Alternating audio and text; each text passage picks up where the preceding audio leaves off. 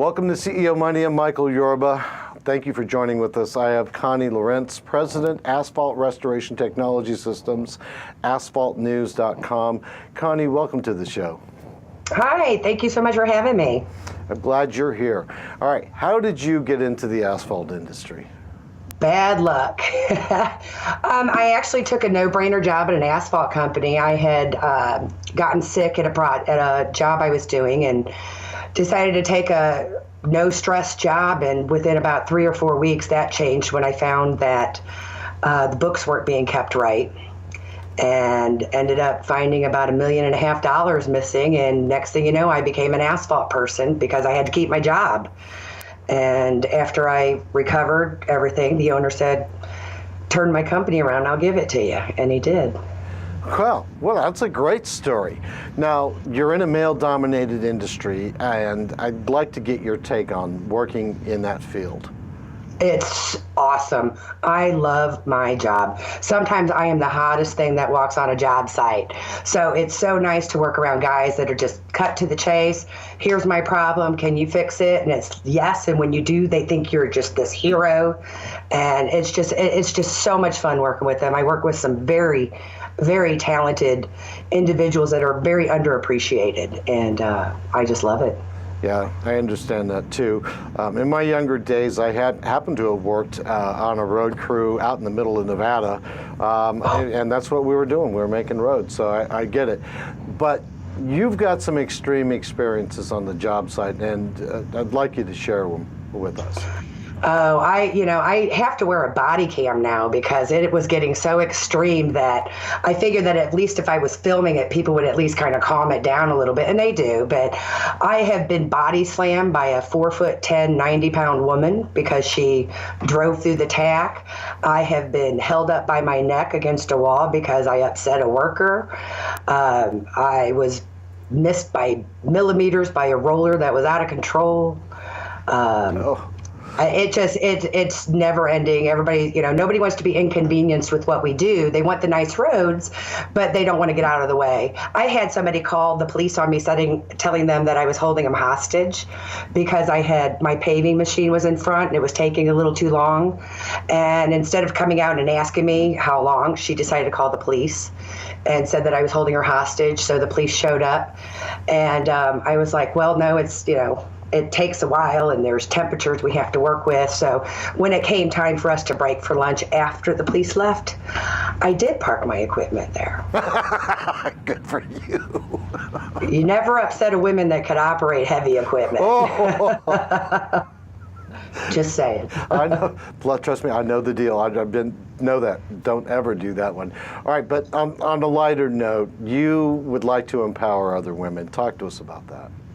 Well, I won Enterprising Women of the Year, and I was invited to all of these women organization conferences. And when I go to my male conferences or my asphalt industry, it's a very cut to the chase. This is what it is. This is how it is.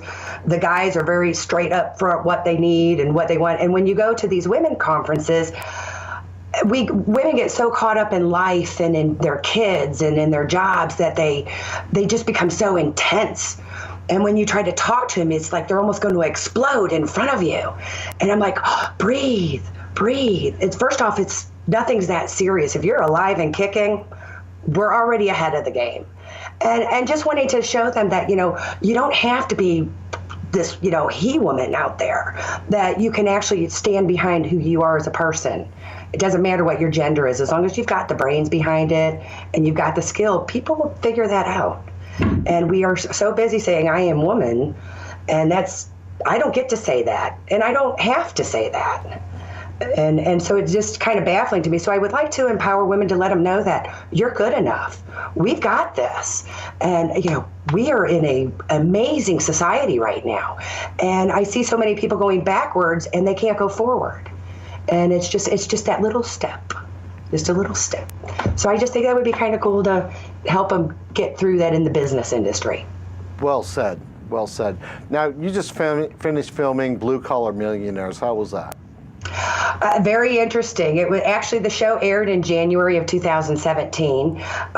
It was a former employee of mine that actually went to go work as a sound guy for a company and was sitting over a campfire in like Indonesia or somewhere, and I came up and they said, oh, we want to film her. And they called me and I was like, do you have to like be a millionaire to qualify for the show? And they were like, yeah. And I'm like, well, I don't know why you're calling me. And they said, well, let's check this out. And so my director got in touch with my accountant, sent over my P&L. I was like, I'll be damned. Oh my gosh. And I qualified. And so next thing you know, they showed up and we did filming for like 3 days. It was very interesting to see the behind the scenes, how they do it. Makes me a little suspicious on TV now on what's really going on, but it was really a neat experience. All right, what about your future goals?